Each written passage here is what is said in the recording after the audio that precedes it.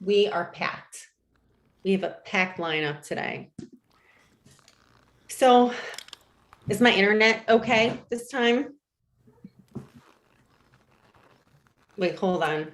My microphone's not even plugged in. Look at us. Look at us cheese balls. I didn't even plug in my microphone. Taylor, can you hear me? Hold on. Technical difficulties. I know. Right. And we got it. Okay. I had to log off Instagram because someone called anyway. Okay. Hey, I'm on YouTube now, says Nikki. Hold on. Technical difficulties. Oh, and we got the delay. We got all kinds of stuff going on. All right. Now we're golden. Manic Thursday. No, instead of Manic Monday. All right. Manic Ooh, Monday. that looks better actually without the ring light. What do you What's think? that? Do you think it looks better without the ring light and just the floodlights, or should I turn the ring light back on? Oh, I think well, right now you look great. Okay, well, just keep it as is. Yeah. If that broke, don't fix it. Just keep it as is. Okay. You're golden. You are golden.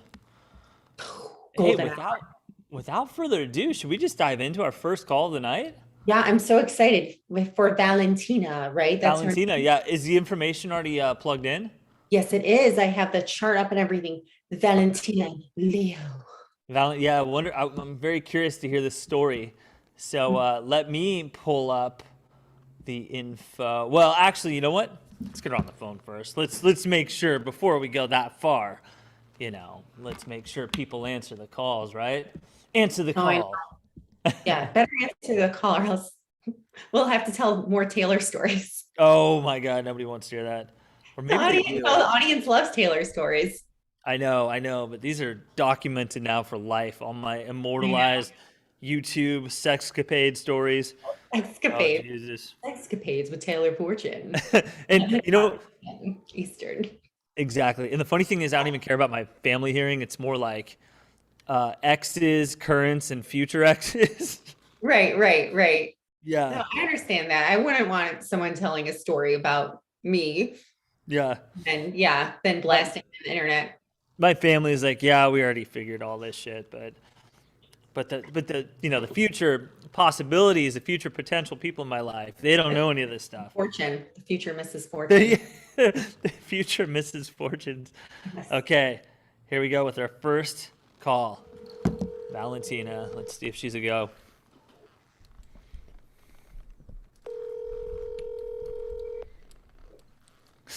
Ooh, the anticipation of the third ring.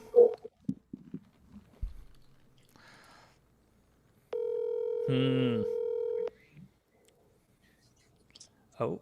Hello? Hi. Valentina, you're on Cosmic Love. That sounded like an answering machine, by the way. It sounded like a real person voice. Yeah. That was like the most formal hello I've ever heard. Yeah. How are you tonight?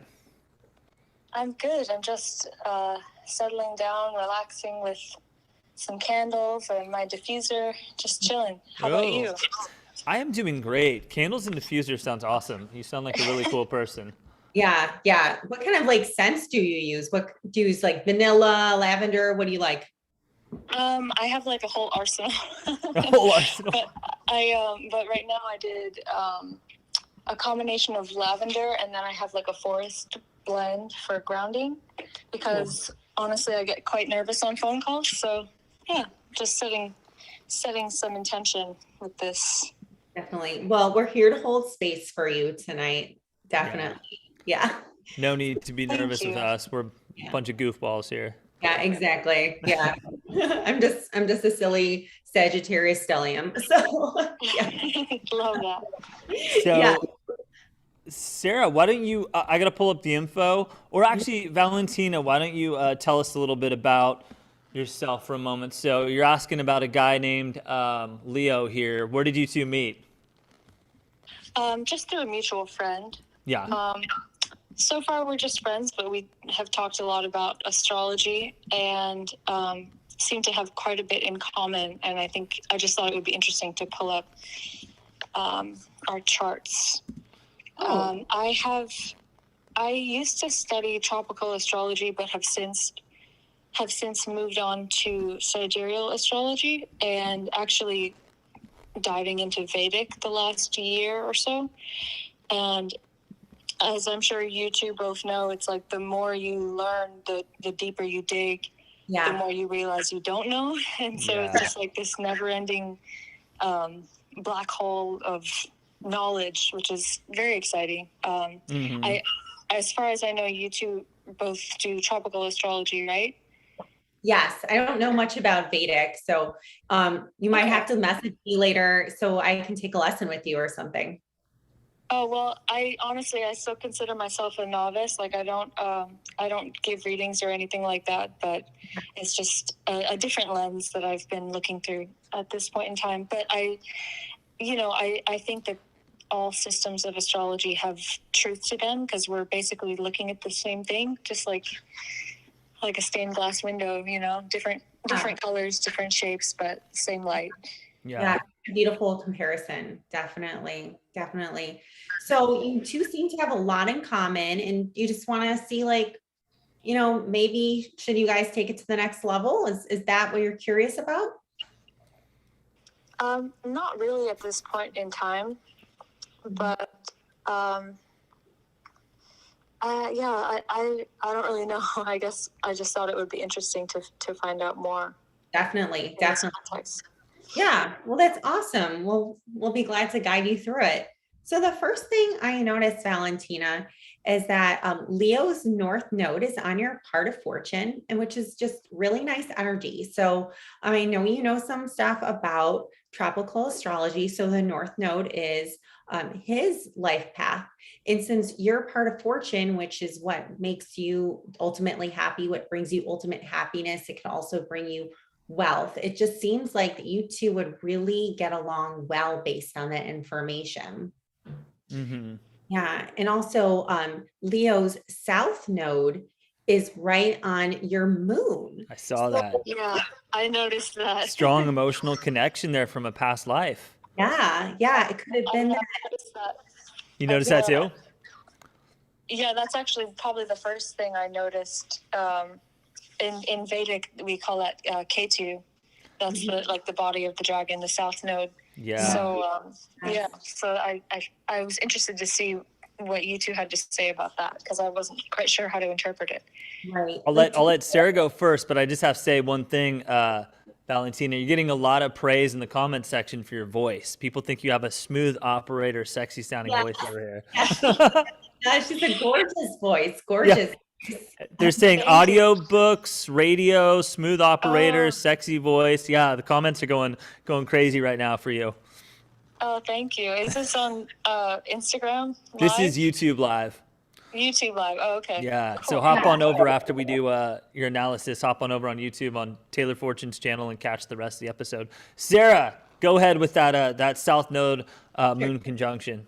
Sure. Well, it seems like, maybe you were some kind of caretaker, some nurturer of Leo in a past life. It's like Taylor said, a strong emotional connection, but you could have also been a nurturer. That doesn't mean necessarily a mother because Ceres isn't there. Ceres is the asteroid of parenting. And typically when I see Ceres with South Node, I'm like, oh yeah, there's definitely some kind of parenting past life connection.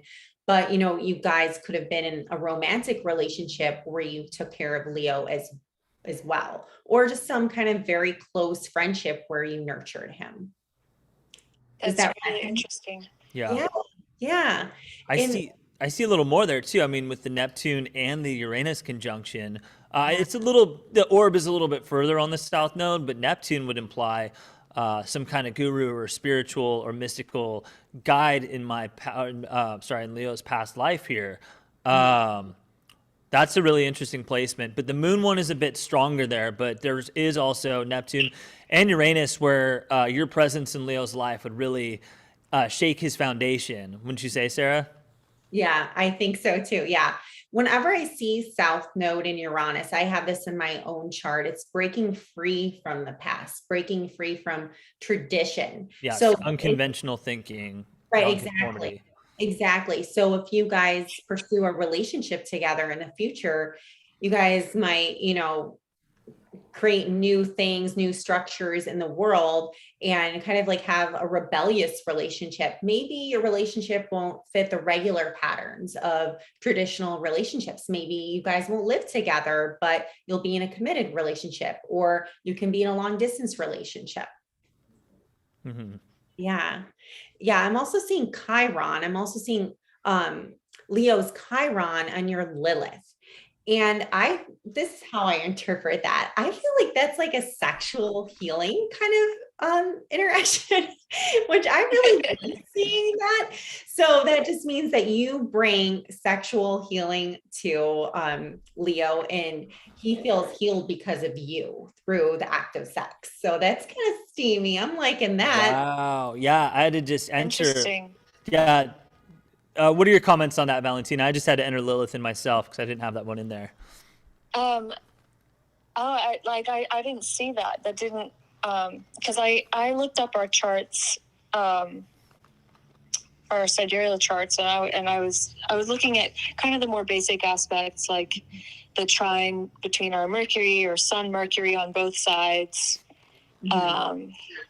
But yeah, I didn't notice that about Chiron. And I'm kind of familiar with Chiron. Chiron was like the centaur, Yes. the wounded healer, correct? Yeah.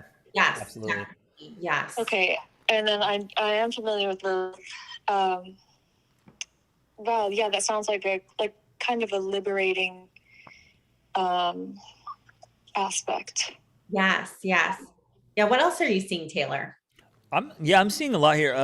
Pluto conjunct Lilith. That's pretty interesting. Also, Juno is right in the range there too. So Leo's Lilith is conjunct Valentina's Pluto, her Nessus, her Juno, and her Jupiter. So there's so much like Oh my energy happening.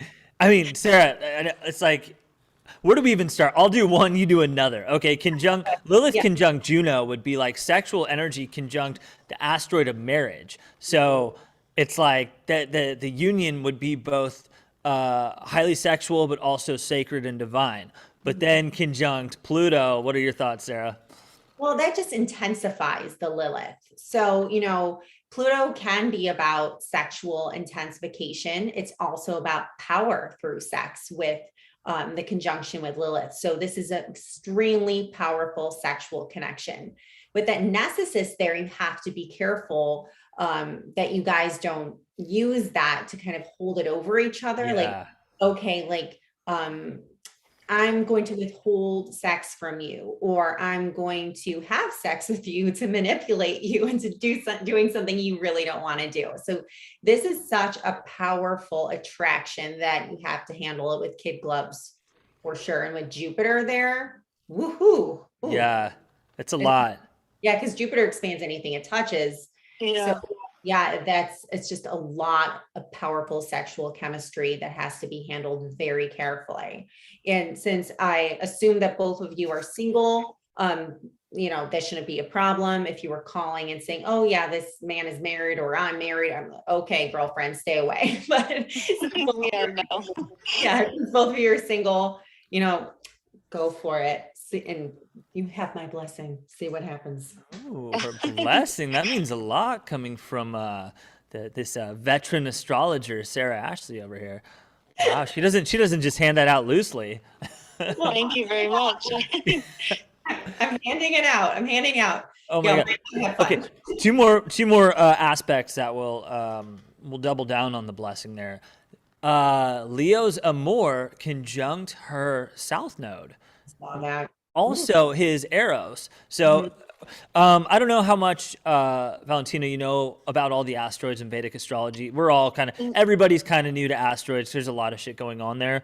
But Amor is the asteroid of love, and Eros is the asteroid of erotic love. Whereas Amor is maybe more traditional, conventional, or like unconditional type love. Eros is more like sexual, erotic love, chemistry. And that's conjunct your South Node. So in the past, you two had a very, what would you say, steamy relationship, Sarah?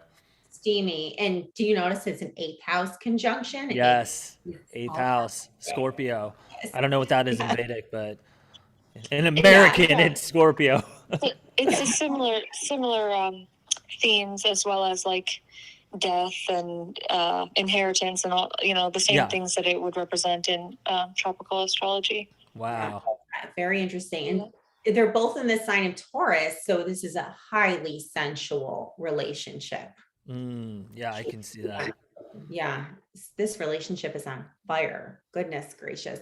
All right, was there one more thing you wanted to point out, Taylor? There's one. This is a lesser known asteroid. Actually, Missy taught me this one. Cupido. So Cupido is an asteroid where you want someone to fall in love with you, and then when they do, you bounce. You're like, all right, well, my work is done here. It's literally shooting someone with the arrow, giving them like making them love struck, the love potion, and then bouncing and like fucking ghosting them after that happens. Now, what's that? I don't want to know about that. That's terrible. No, I know it's kind of a cruel asteroid, but did you notice which asteroid is this? It's called Cupido, like Cupid with an O. Yeah, I'm telling you, this is he's a bit of a trickster. He's a bit of a trickster. This is a more obscure one. So my mentor taught me this one. Now, our Cupidos are conjunct. So I'm seeing in the world of modern, so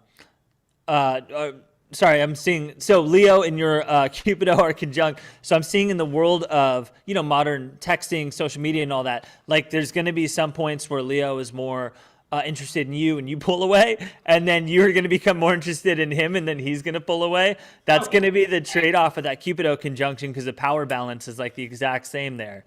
That's so interesting. Yeah. Do you see that too, Sarah? Well, I didn't put it in the asteroid, but so it's basically like a flirting game. Exactly. If you didn't put in the asteroid, it's number 763. I always enter it as one of my, as per Missy, she taught me Cupido. So yeah, throw 763 in there, and then you'll find out the asteroid that makes someone fall in love with them and then bounces on them, ghosts out essentially. What a cruel. It's a cruel asteroid. It's a cruel, but so they're conjunct. That's interesting. So they're conjunct, yeah. So which means the power dynamic in that kind of a way seems like it'll either be neutral, it'll neutralize itself and not affect either one, or it'll be a power dynamic that goes back and forth. But there's something comforting about them being conjunct, and like you said, it might neutralize itself, but also because I think people do these things unknowingly. Yes. I think that I've done that unknowingly in the past with other people, like just out of my own, my own attachment or lack thereof, like avoidance, whatever. We all have different patterns that we exhibit in our relationships, and I'm definitely guilty of that, not even on purpose. But it sounds like if either side were to do this in this situation, there would be a mutual understanding, or perhaps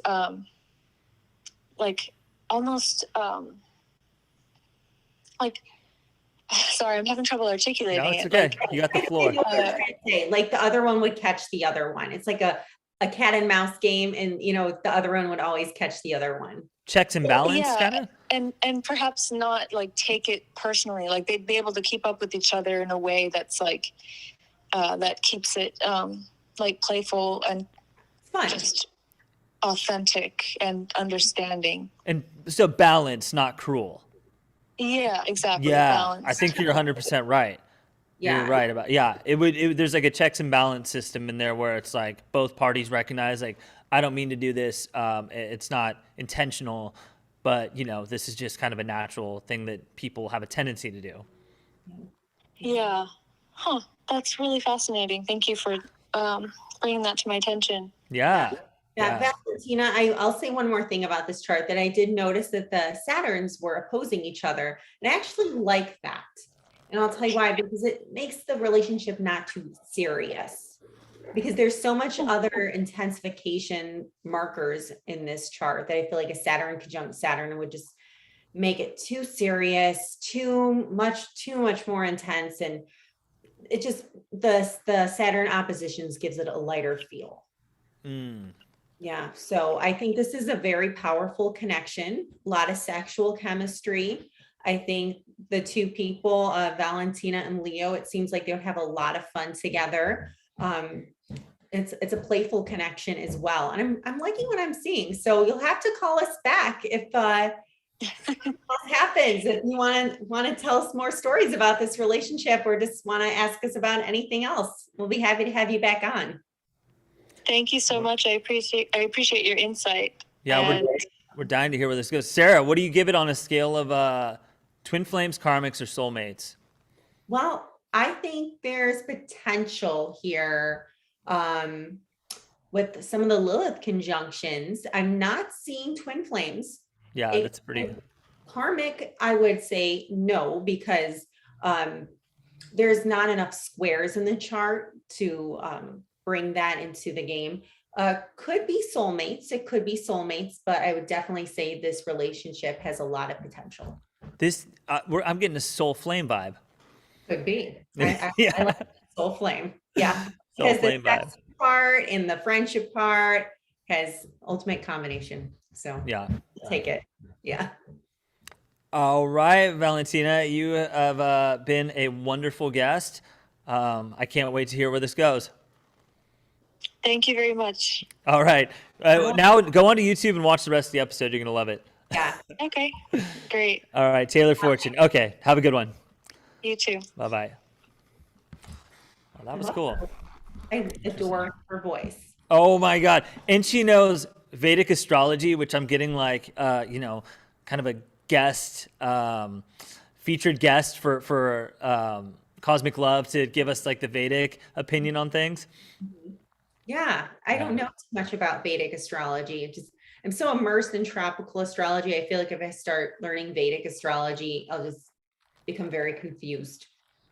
I know the problem is like someone asked me the other day if I knew anything about Vedic and I didn't, and I felt embarrassed calling myself an astrologer because I'm like, oh, I don't know shit about Vedic astrology. Oops. You're a Western astrologer. I know, right? I know. I'm a Wild West astrologer. I'm a fucking cowboy astrologer. Right. Get the cowboy hat on. I know, right? Okay, who did you say was last? Tiffany, so Monica's next? Yes. Okay. Aurora. Yes. Aurora's last. We're not gonna, we'll do Tiffany some other time. We have another guest tonight named Aurora that we're gonna call later today. Yeah. Yeah. Okay, Monica, and I think her husband Jeff might be on with her. I'm so excited to have a husband and wife. I know, right? Yeah. Whenever I think of two people on the phone at the same time who are married, I always think of Seinfeld, like Stan's parents and Jerry's parents, just, giving him hell. I don't think we'll do that. Hi, Hi, Monica. How are you? I'm good. How are you all? No, we're great. Welcome to Cosmic Love. Is Jeff going to join us tonight? I've got it on speaker and he's right beside me. Love So it. excited. Hey there, Jeff. Do we have Sarah? Do we have him as Jeff under the I info? have Jeff, Monica's husband. That's Oh my- yeah, Jeff, Monica's husband. There we go. Jeff, you've been reduced to just Monica's husband. Strange lover. Yeah, very clever. A strange lover. Oh my God, I'm already feeling things from this chart just by pulling it. I know. I'll let Sarah fire in, but I'm feeling good I things. haven't even looked at it yet, but Jeff, I have other Jeffs on here, so I don't want you to take it personally. Sarah, we got to start with that conjunct Vesta right there. Oh my goodness, so sweet. I love it. Okay, so let's take a look. Wait. Oh, real quick. I know there's so much info, but quick backstory. Monica, if I got this straight, you guys knew each other for 5 days before you got married. Is that correct? What? No. No, it was by the 5th date. We knew we wanted to get married. 5th date. Okay. Not 5 days. So Well, whatever. That's 5th date. 5th date. We were at a Bruce Willis movie. And What movie? It sucked. We were watching The Jackal, and it was like, let's just leave. I love it. so you guys were just eating popcorn, and he's like, "Let's get out of This here. movie blows. Let's get Yeah, married." it was like it sucked, and it was like, let's just leave. And so then it was like, we were talking, and I was like, it wasn't nothing about us getting married was romantic. No, like official proposal. I was like, I think I love you. And Jeff was like, I think I do too. And then I was like, I think I want to be with you every day. Like, I think we should get married. And he was like, me too. Oh my God. That's sweet. So then you just hopped on over to Jared and he put a ring on it. Is that what happened next? Yeah, I mean, we told our parents, and then it was like got a ring, and then like within 6 months of dating, we were walking down the aisle together. How old were you guys? 6 months. Within 6 months. No, how old of were you? Dating. Yeah. How old? What age were you when you got married? Yeah. Go ahead, babe. I think I was 24. Yeah. Oh my God. 20. You've been together for a really long time. Like I'm not doing the math right now. So you guys have been together since For a little bit. right? Since like 1998. Yes, we got married in 98. Yeah. So you've been together for 23 years. Congratulations. Well, this will be our 24th Christmas together. Yeah. That's incredible. It all started with the Bruce Willis movie. I know. It always does. It was crazy. It was like, I mean, it was just weird. It was so weird. It was nothing like I thought it would be, but we had a nice wedding. Yeah. Amazing. Yeah. Congratulations. Wedding, horse-drawn carriage and all that crazy stuff. So. Wow. All right. So Taylor is talking about the conjunct Vestas, and okay. So there's, oh my gosh, your chart. Wow, it's so good. Oh, okay. I'm seeing twin flame stuff here. I'm so excited. Okay. Right. So the conjunct Vesta is really nice. That's the asteroid of unconditional love, the eternal flame. And it's what's really nice is Monica, do you know that your Vesta is right on your MC, which is your career path too. So that's pretty cool. It just means you guys will love each other, like regardless, like when you're old, when you're feeling gross, when Jeff smells, sorry, Jeff, I got to give you a little, you still love him and he still loves you. When Monica's, getting angry, it doesn't matter. You guys just always love each other. You always have unconditional love for each other, no matter what. It's so sweet. And there's just so much going on in that little pod there with the 9th house, 6th house. There's a Vesta. No, we're okay. I have people crap. Okay. Let's see here. Monica's Vesta is conjunction Jeff's Mercury. So Monica, you just love Jeff's mind. You enjoyed listening to Jeff. Is that accurate, Jeff? Does Monica like listening to you and listening to you talk? You guys have nice conversations and just amazing conversations all the time. Is that accurate? I think so, yeah. Yeah. You guys just get along. First time we talked on the phone for 2 hours. Oh, wow. That's so cool. That's so cool. Yeah. I definitely think this is twin flames, Taylor. Are you seeing? Yeah, I like that. I like the Vesta on Monica's son. I mean, on Jeff's son. Also, that's just a sign of unconditional love. Also, that Jeff's Lilith. Okay, I'm getting confused with chart. Yeah, it's Jeff's Lilith that is on Monica's moon and on Monica's Mercury and on Monica's North Node.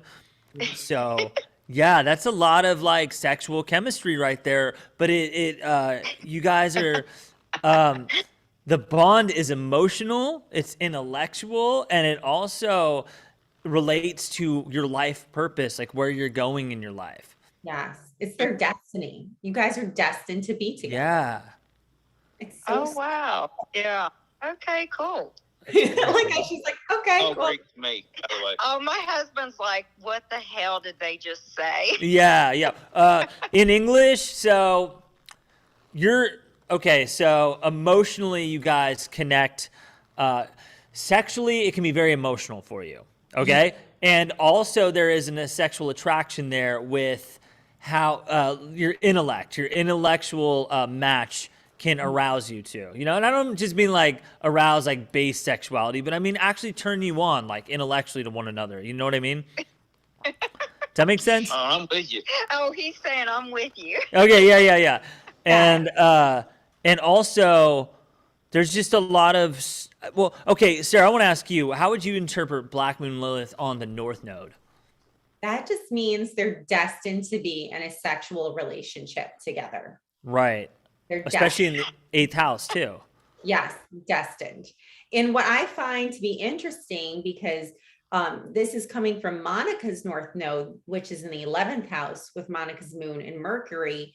And it just means they get along together as friends with the 8th house, 11th house going on there. So 8th house we know is the sexual chemistry, 11th house is friendship. It just sounds exactly what like Monica described to us, that they just liked each other. And because they like Brown each chicken, other. brown cow. What did he say? He said brown chicken, brown cow. It must be something from Southern Ohio. Yeah. He is quite something. Let's see. There's a few other interesting things here. Ooh, Pluto on the vertex. I was just looking at Pluto and the vertex, also conjunct Aphrodite there. So it's another very attractive placement. It's very powerful relationship. And with Monica's descendants on Jeff's IC, it shows that Monica just really enjoys being with Jeff, and Jeff just feels right at home with Monica. He feels right at home with her. And actually with the AC/MC too, Monica's AC, which is her ascendant, is right there with Jeff's MC, which is his public life and his career. So they just get along well in public too. It's not like Monica and Jeff are fighting in public I reverse that. They're fighting in private and then they have this pretend life in public. Everything just matches with them. Right. Private life. There's that stellium there in Monica's. Well, Monica has the 2 in the 8th house that's conjunct all of that stuff that he has going on in the 5th house. So Monica's Jupiter is on his north node. Once again, his life purpose is being expanded by their relationship, by their union. She's bringing luck to his life purpose, good fortune, intellectual expansion. Also, her Jupiter is conjunct his Mars. So once again, like making his willpower, his drive, his just divine masculine energy just expands with her presence. And there's so much there. There's also the vertex there. There's Neptune. There's Amor.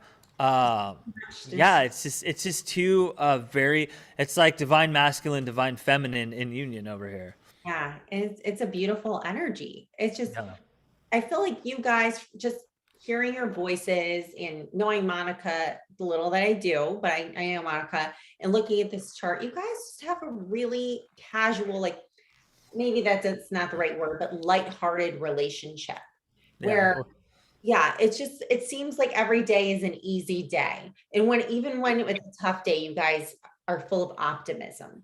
That's the vibe I'm getting. Yeah. Yeah.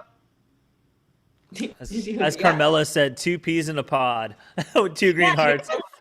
Yeah. Brown cow, brown cat, or whatever he said. Say brown bear, brown cow, brown chicken.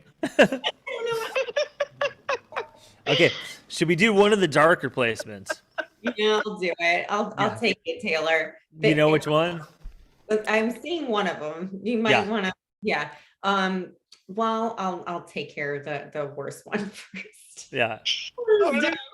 So Jeff's south node is on Monica's Nessus. So Monica, you could have like abused Jeff in a past life. You might have been a bitch to him in a past life. Past life? Past life. Yeah. Past life, really? Only past life? Yeah. So maybe you're making up for it now by being so nice to Jeff. Forever life. Yeah. Now there's an interesting neutralizing characteristic here. I'm not sure if you have this one plugged in, Sarah, but it's her Nessus is conjunct his karma. No, I don't have karma plugged in. Yeah, karma is number 3811. 3811. Yeah, and the conjunction it's strong. Like it looks like I think it's the same degree. Yeah. But it's right there in the South Node area. So maybe as Monica was abusive to poor Jeff in a past life, karma has balanced them out in this life, and now it's been neutralized, and they're they've worked it out. The karmic debt has been paid. Yeah, I love that. Yeah, and I noticed that Jeff's Eros is opposite Monica's Aphrodite and her Venus. I noticed too.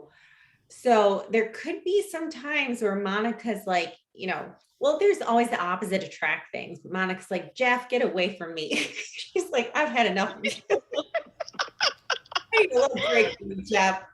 But that's okay. And opposition isn't tension. It's more of, having to balance that out, having to balance out that attraction with Monica's divine feminine and her beauty. And she might just not be in the mood sometimes, but I think Monica still is very attracted to Jeff, especially with the opposition.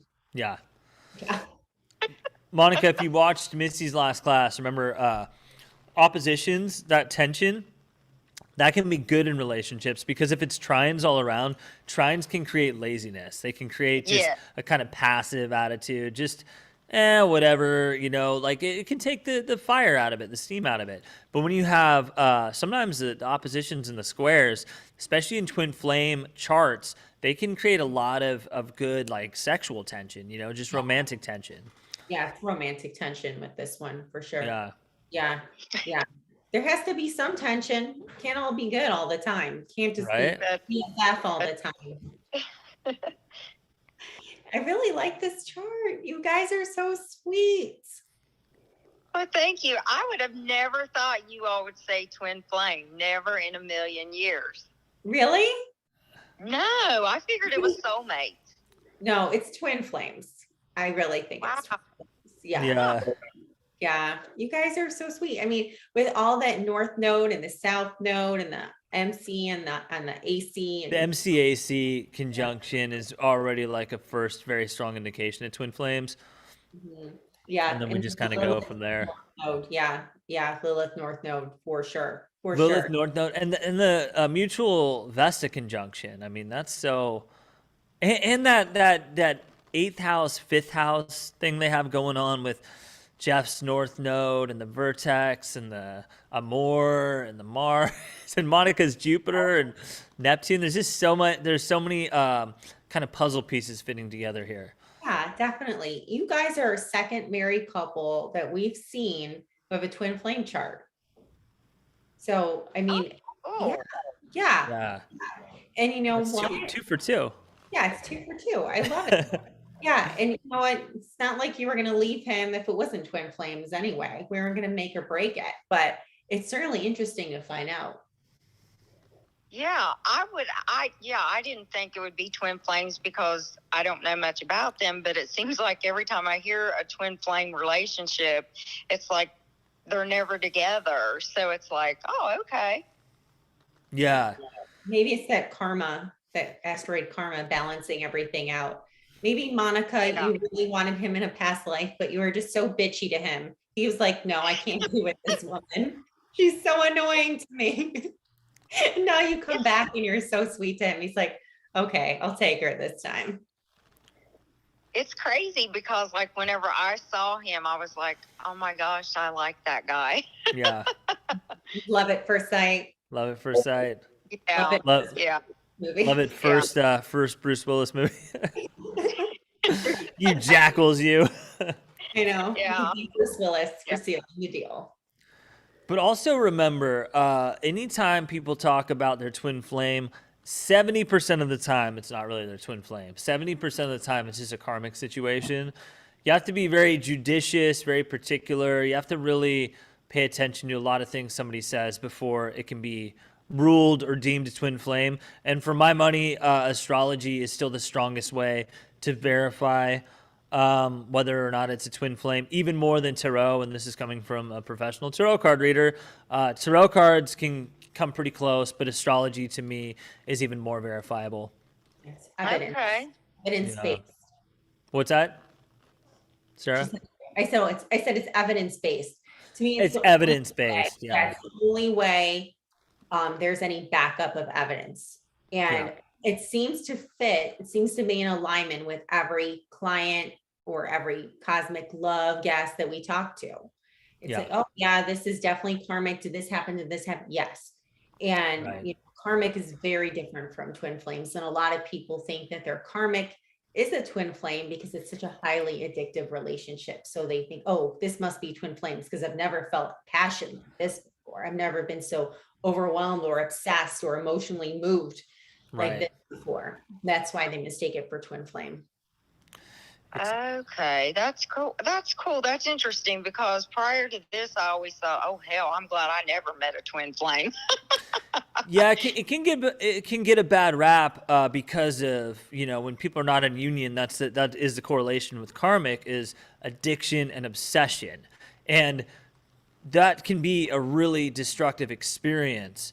But ultimately, when each party in the twin flame, union, once they start their divine ascension after they make it through the dark night of the soul experience, they can really transform into an incredible person. And that's when the vibrational match will take place, the twin flames, or they outgrow the need to be in union with that twin flame in this lifetime. But what really matters is whether one or both people can actually reach that level of divine ascension. And if they do, then everything just becomes peaceful, serene, and tranquil. Does that make sense? Yeah, yeah, that's so cool. Yeah. Yeah. Awesome. Anyway, yeah, this is a great chart. But yeah, Monica, we're gonna let you go here. So, and Jeff, congrats, guys. You chose wisely. Yes, you definitely Thank you. Thanks, folks. Yeah, thank you, guys. We'll talk to you soon. Yeah. All right, bye. All right, bye-bye. Thanks. 2 for 2. Yes, I know. They seem like such a sweet couple. Oh, they're the best. They're Yeah. the best. I knew that would be great because Monica and I take classes together, and I've heard her told the story a number of times about how they decided to get married after the 5th date. And I'm like, I think both of us were like, you need to be on Cosmic Love. Like, Yeah. that's it. Yeah. And because it's so rare for that to happen. It's so rare at this day and age, and I think people need to hear stories that are hopeful, that like are inspiring, and that people need to know that true love never dies, man. Exactly. And the fact that, they didn't want anything from each other when they got married. It wasn't like, oh, I'm pregnant, got to get married, Right. like that, or I'm broke, or I need a green card, getting married on the 5th. Yeah. Or how about this? Our relationship sucks. Let's get married. Yeah, let's fix it by getting married. Yeah. Been there. These marriages, Yeah. Hmm. All right. So Aurora, we have our final guest for the day. Let's see what's going on with her. Yes, I think she's a twin flame or karmic story to tell us. Is she Please under leave the your message for straight to voicemail? I was gonna ask you if she was under the name. Oh, this is Aurora calling back. Is she under the name T or Aurora on the? He.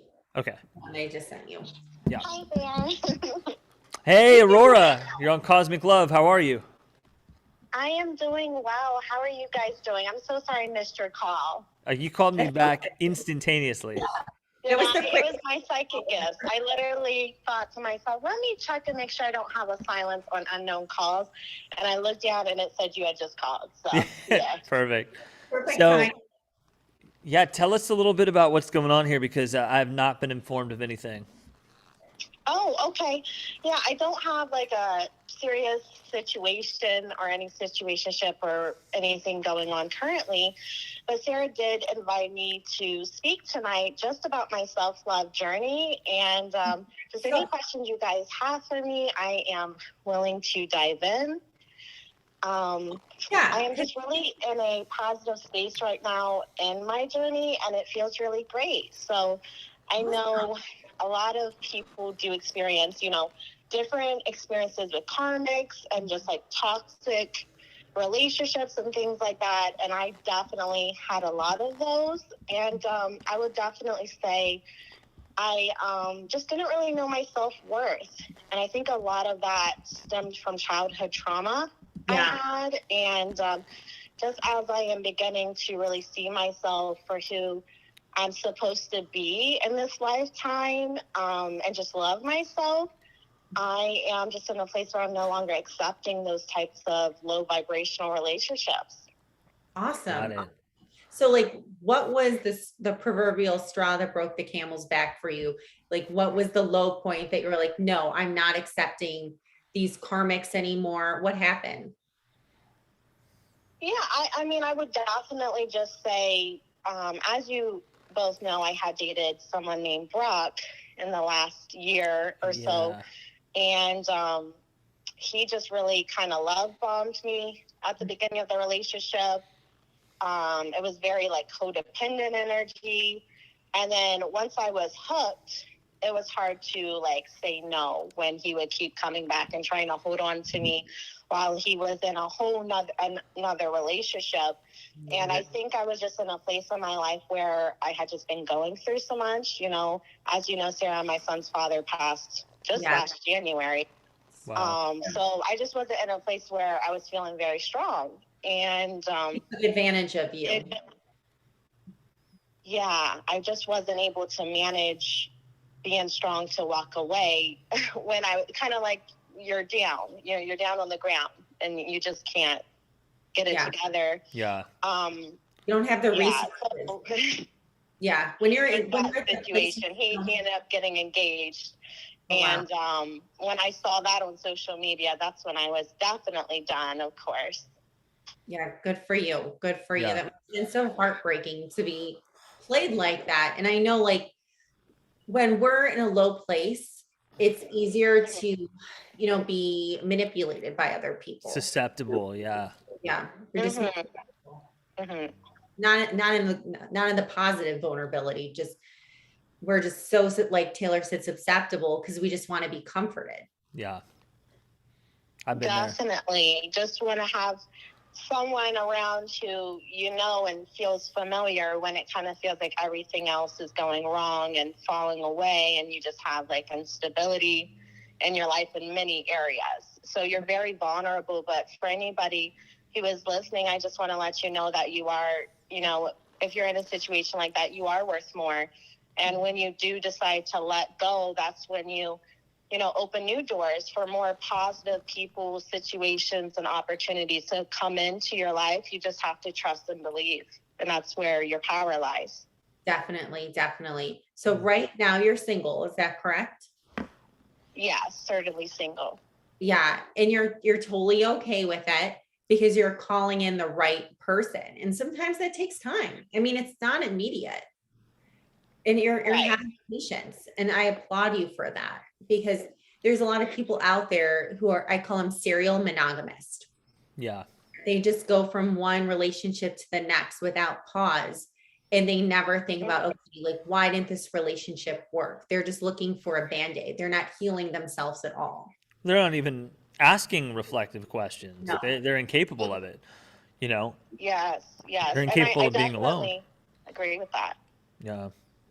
Yeah. So are you out of contact with Brock now, or is he trying to get in contact with you? I'm completely out of contact. I just feel I don't feel any draw towards him. It's kind of that situation where you've let go of that low vibrational energy and you've raised yours. And now that just like, even the thought of it, you know, puts a bad taste in your mouth. Yeah. So, it's like repulsive. It's repulsive to think about being in a relationship like that again. Right. I just wouldn't do it. It would just be a waste of time and energy. And I could be using my energy to do much more productive things in my life. Yeah, definitely. Yeah. Yeah. So like that was interesting what you just said, more productive things. So since you're utilizing your energy differently, since it's not being used on him, like what have you been doing now instead of focusing on someone like that?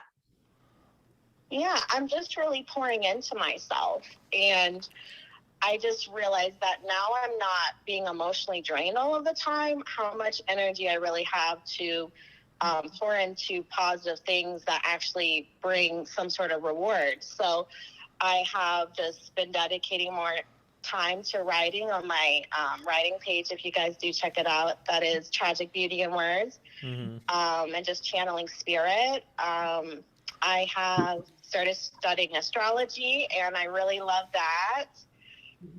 So I feel like I'm finding my calling and my gifts are just coming out more and more, like my mediumship gifts even.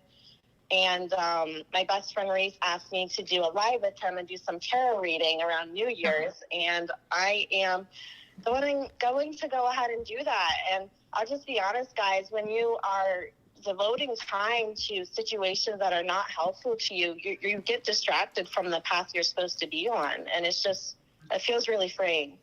Yeah. Yeah. Seems like you're so liberated. And I even hear it in your voice, like there's so much joy in your voice. Oh, well, thank you. I started my whole business and I was going through a divorce. So I know exactly what that's like to, start returning to yourself after what could be deemed like a toxic relationship, and taking back the time that you felt like you kind of wasted or lost with the wrong person. And what's good about it is it does activate yourself, because you do reach this state of reflection where you're like, what was I doing with my time? And, was that improving my life? Was there growth? Was there development? Was there learning? Was there anything? And, I wanted to really just dive deep into me and my needs and what would be best for my life and my future after coming out of that. So I really relate to what you're saying.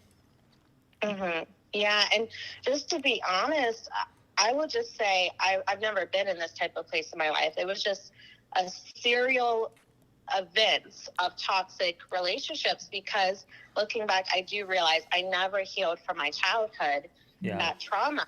And it was replaying in the relationships. And after each one would end, I hadn't healed. Yeah. And a big part of that was, it's not that I don't want to heal. I spent a lot of time educating myself on psychology and different things throughout the time. It's just the wounds were so deep. And I've just spent a lot of time just healing, even throughout that last situation, guys. And I will just say, karmic situations, they can be positive in certain ways, because they often are to teach you a lesson. And this time, as the messages were coming into me with this person, intuitively I was learning things, and my eyes were opening, and I was seeing them correctly, and then I was seeing me correctly and my worth. And I just finally feel like I'm leveling out of that type of energy, guys. And I'm 30 years old now, and I just don't want to waste any more time. Turn. That's what it is. I loved it when you said, I don't want to waste any more time. That's Saturn return language. I'm not wasting any more time. You're business, decade guys. younger than I am. My North Node is in Capricorn, so. Yeah. Yeah, she's like, it's all about that time. Yeah, I totally get it. If you would think, and I think we'll share our signs too, of what would be the red flags of someone who's a karmic, or someone who's a toxic relationship? What do you think? Yeah, I would definitely say, if it seems like it's too good to be true, it usually is. Yeah. Make sure that they are backing up whatever they're saying to you with actions, and not just actions, but consistency. Right. It's easy to put on airs and be, fancy and sweet words and whatever, just to get, you in bed, or get you hooked because they have codependency issues, things like that.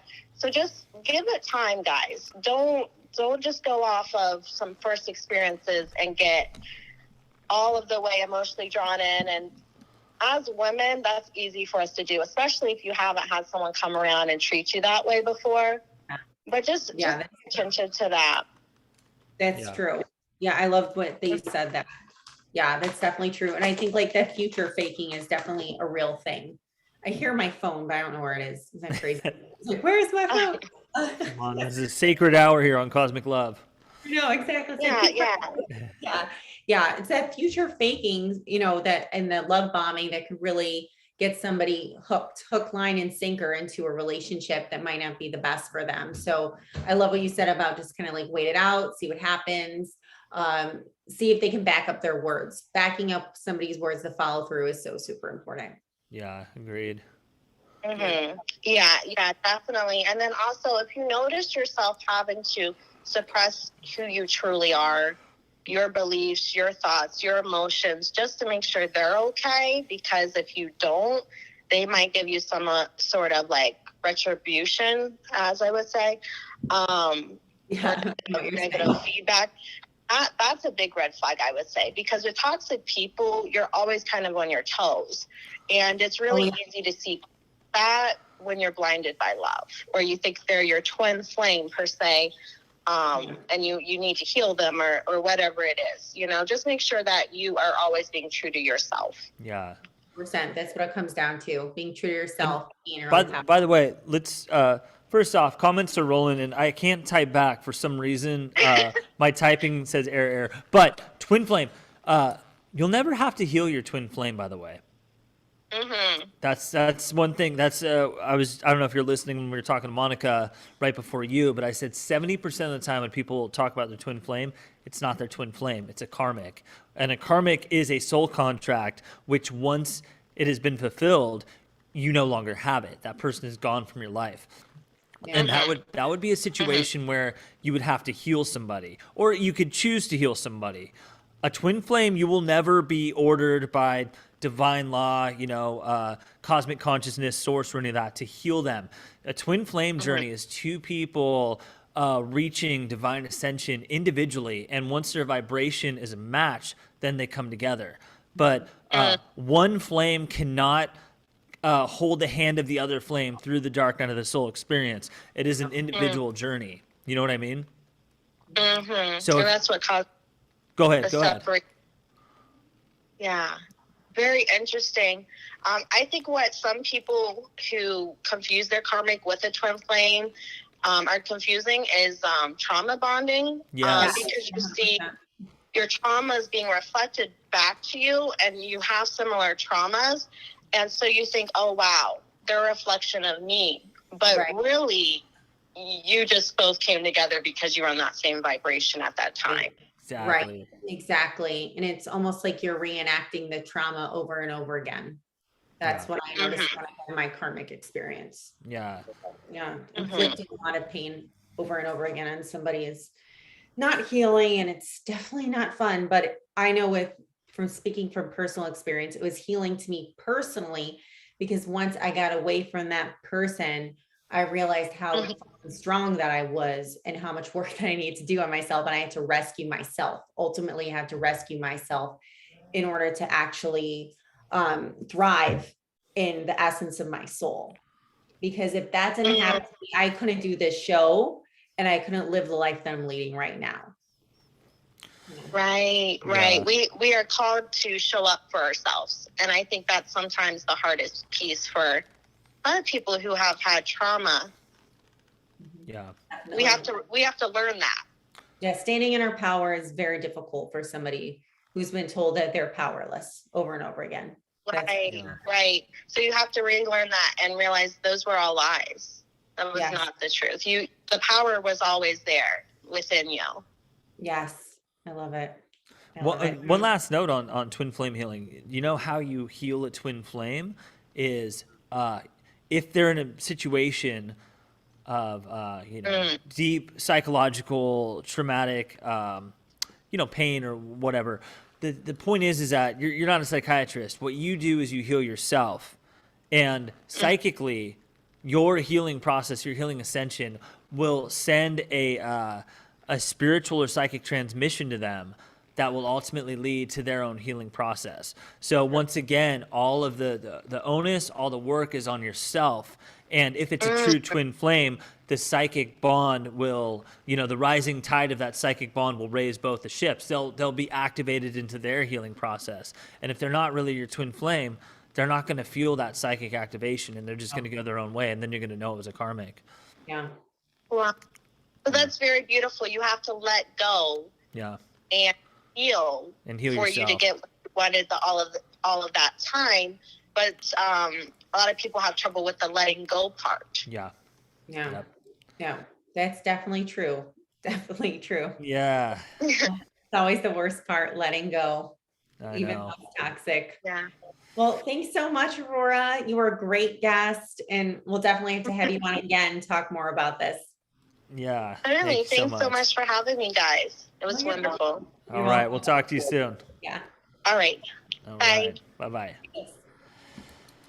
All right, Sarah, that's a wrap. So the only thing I'm going to pitch tonight is I'm going to do my ritual magic, guys, 6 o'clock. So head on over. I'm going to be on Instagram right now. That's 9 o'clock for all you Eastern people.